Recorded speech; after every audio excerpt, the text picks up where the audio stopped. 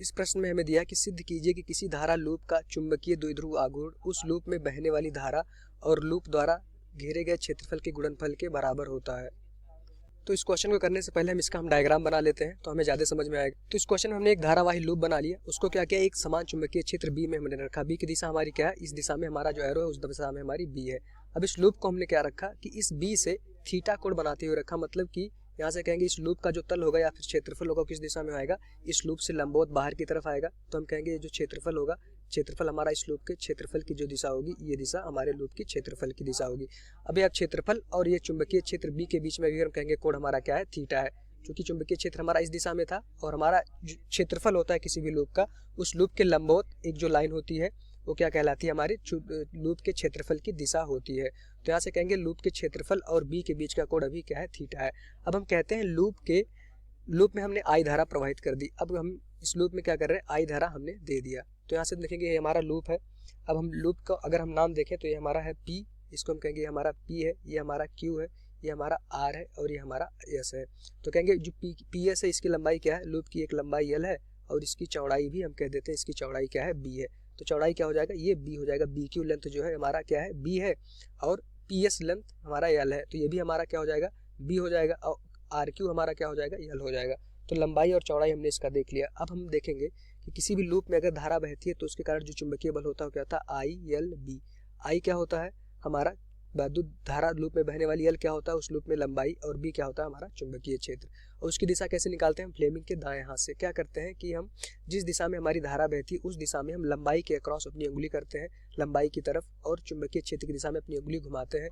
तो जो हमारा अंगूठा होगा क्या देगा, चुंबकीय बल देगा। तो यहाँ से अगर हम लाइन की बात करें आर और एस, तो अगर हम चुंबकीय धारा की दिशा में हम उंगली करेंगे और उसको क्या करेंगे, बी की दिशा में घुमाएंगे, तो हमारा बल होगा जो अंगूठा आएगा इस केस में क्या आएगा, ऊपर की तरफ। क्योंकि इस दिशा में अपनी हम आर और एस की दिशा में अपनी उंगलियां करेंगे और चुंबकीय क्षेत्र की दिशा में घुमाएंगे। चुंबकीय क्षेत्र हमारा एक्स दिशा में, तो उसको घुमाएंगे तो अंगूठा हमारा चुंबकीय बल देगा। इस केस में हमारा अंगूठा कहाँ आएगा, अंगूठा ऊपर की तरफ आएगा। तो एक बल क्या लगा, इस तार पे जो भी बल लगेगा उसकी वैल्यू क्या हो जाएगी, ये हो जाएगी।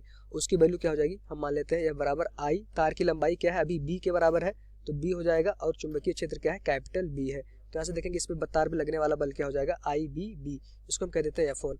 अब हम बात करते हैं धारा जो लूप में बह रही है पी और क्यू भुजा की। तो पी और क्यू भुजा में धारा इस दिशा में जाएगी, आई इस दिशा में जाएगा।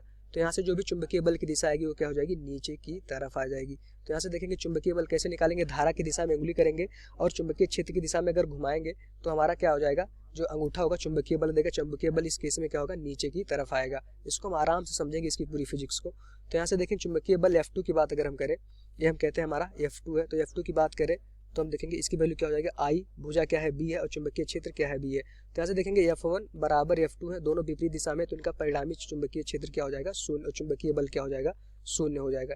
यहाँ से क्या हो जाएगा, F1 बराबर F2 F है, तो इनका जो भी परिणामी होगा वो क्या हो जाएगा, हमारा शून्य हो जाएगा। क्योंकि F1 ऊपर लग रहा है, F2 नीचे लग रहा है, दोनों का परिमाण इक्वल है, तो ये दोनों बल आपस में एक दूसरे को क्या कर देंगे, काट देंगे। तो इस बल का इस लूप पे कोई भी काम नहीं है। अब बचा हमारे पास भुजा PS और भुजा RQ। तो PS की बात अगर हम करें तो भुजा PS में धारा किस दिशा में जाएगी, भुजा PS में धारा हमारी इस दिशा में जाएगी, हमारा PS भुजा है। तो इसमें हम अगर चुंबकीय बल निकालें तो देखेंगे चुंबकीय बल की दिशा बहुत इंपॉर्टेंट है इसमें निकालना। चुंबकीय बल क्या हो जाएगा, हमारा बाहर की तरफ आएगा। कैसे बाहर की तरफ आएगा, अगर हम देखेंगे धारा की दिशा पे उंगलियां करेंगे और चुंबकीय क्षेत्र की दिशा में घुमाएंगे तो अंगूठा हमारा बाहर की तरफ आएगा। तो यहाँ से हम देखेंगे अंगूठा हमारा बाहर की तरफ आएगा। तो इस तार पे जो भी हमारा चुंबकीय बल लग रहा होगा वो क्या होगा, बाहर की तरफ आएगा।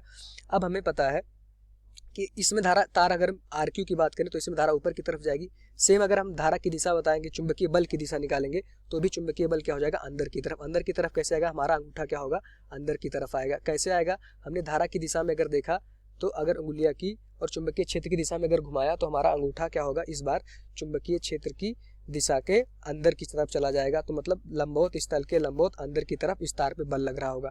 अब हम दोनों तार को अगर हम बाहर निकालें, उनको अच्छे से अध्ययन करें तो कुछ इस तरह से होगा कि एक तार हमारा A था, एक तार हमारा A था, ठीक। इन तारों के बीच की दूरी अभी भी क्या है, B है। ये हमारा जो B है, इस तरह से इन तारों के बीच की दूरी अभी B थी।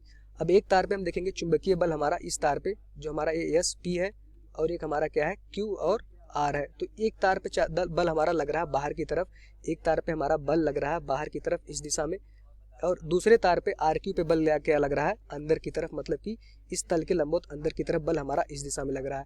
अब हमें पता है कि अगर कोई बल इस दिशा में एक दूसरी तरफ दोनों विपरीत दिशा में लगे और उनके बीच की दूरी अगर सेम हो जाए तो क्या देते हैं, एक बल आघूर्ण देते हैं इस केंद्र के परितः। तो यहाँ से कहेंगे जो हमारा ये बल होगा इसको हम कह दें, इस केस में हमारा बल ये F1 है और ये F2 है। तो यहाँ से देखेंगे कि जो हमारा F1 होगा और F2 होगा, दोनों बल क्या हो जाएंगे, परिमाण में बराबर होंगे। उसकी वैल्यू क्या हो जाएगी, F1 की वैल्यू अगर देखेंगे तो क्या हो जाता है, धारा I, लूप में बहने वाली उसकी लंबाई L और चुंबकीय क्षेत्र B के बराबर हो जाएगा, और यही हमारा F2 के भी बराबर हो जाएगा।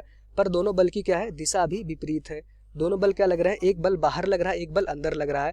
तो दोनों क्या करेंगे, एक बल आघूर्ण देंगे। बल आघूर्ण क्या होता है, दोनों मिलकर के इस जो हमारा चुंबकीय एक लूप है समान चुंबकीय क्षेत्र में रखा है, दोनों मिलकर इसको क्या करेंगे, घुमाना स्टार्ट कर देंगे। एक बल हमारा बाहर की तरफ ये वाला लग रहा है, ये वाला बल अंदर की तरफ लग रहा है। तो दोनों क्या करेंगे, इसको इस अक्ष के परितः, ये हमारा जो अगर अक्ष है ये हमारा कहें, ये हमारा ओ डैश के परितः इसको क्या करेंगे, घुमाना स्टार्ट कर देंगे।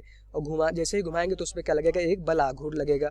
बल आघूर्ण इसलिए लगेगा कि दोनों क्या है, परिमाण में बराबर है और दोनों के बीच की दूरी क्या है, सेम है एक केंद्र से। तो यहाँ से बल आघूर्ण लगेगा। अब बल आघूर्ण की वैल्यू हमें पता है क्या होता है, बल इंटू लंबवत दूरी। लंबवत दूरी, अब इस केस में हमें लंबवत दूरी निकालना बहुत ही इंपॉर्टेंट है।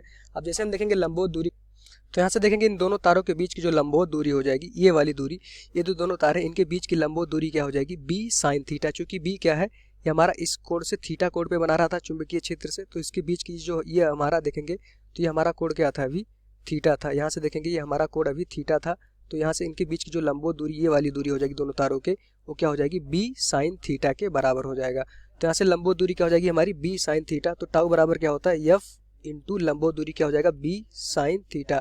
लंबवत दूरी क्या है, दोनों तारों के बीच की दूरी, ये वाला अगर बल आघूर्ण लगेगा तो ये हमारा a और b के बीच की दूरी हमें निकालनी है। तो दोनों तारों के बीच की दूरी क्या हो जाएगी, b sin थीटा। चूंकि अगर ये b है तो ये दोनों तारों के बीच की लंबवत दूरी क्या हो जाएगी, हमारा क्या हो जाएगा, b sin थीटा। अच्छा, ये लंबवत दूरी क्या होता है, बल अगर देखेंगे एक बाहर की तरफ लग रहा है, एक अंदर की तरफ, तो दोनों बल के बीच की दूरी देखेंगे इस तरह से हमें निकालना है। एक हमारा बल इस दिशा में लग रहा है, एक हमारा बल F2 लग रहा है, तो इन बलों के बीच की दूरी जो होगी लंबवत दूरी, वो हमें निकालना था, वो क्या हो जाएगी हमारी b sin थीटा। तो यहाँ से हमने देखा जो F आया है बल हमारा, ये F1 और F2 दोनों किसके बराबर है, IBL के। तो यहाँ से देखेंगे बल हमारा क्या हो जाएगा, IB इंटू L।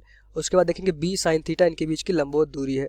तो यहाँ से देखेंगे हमारा ये क्या आ गया, बल आघूर्ण। तो यहाँ से देखेंगे टाउ बराबर क्या होता है, I इसको रखेंगे, b रखेंगे, और ये L इंटू b क्या हो जाएगा हमारा sin थीटा। अब यहाँ से L इंटू b क्या हो जाएगा, अगर एक वर्ग है जिसकी लंबाई क्या है L है, उसकी चौड़ाई क्या है b है, तो उसका क्षेत्रफल क्या हो जाएगा, L इंटू b के बराबर हो जाएगा। तो यहाँ से टाउ देखेंगे हमारा हो जाएगा IBA sin थीटा। तो यहाँ से क्या होता है, ये हमारा बल आघूर्ण आ गया।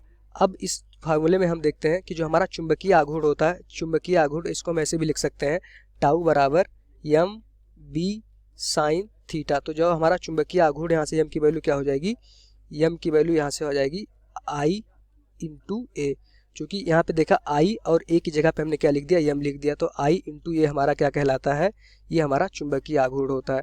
तो m की वैल्यू यहाँ से क्या कहलाती है, m हमारा क्या है, चुंबकीय आघूर्ण है, चुंबकीय आघूर्ण है।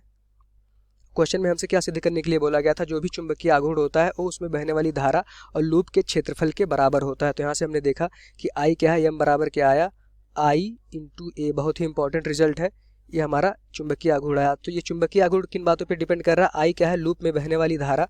यहाँ से देखेंगे I बराबर क्या है, लूप में बहने वाली धारा, लूप में बहने वाली धारा,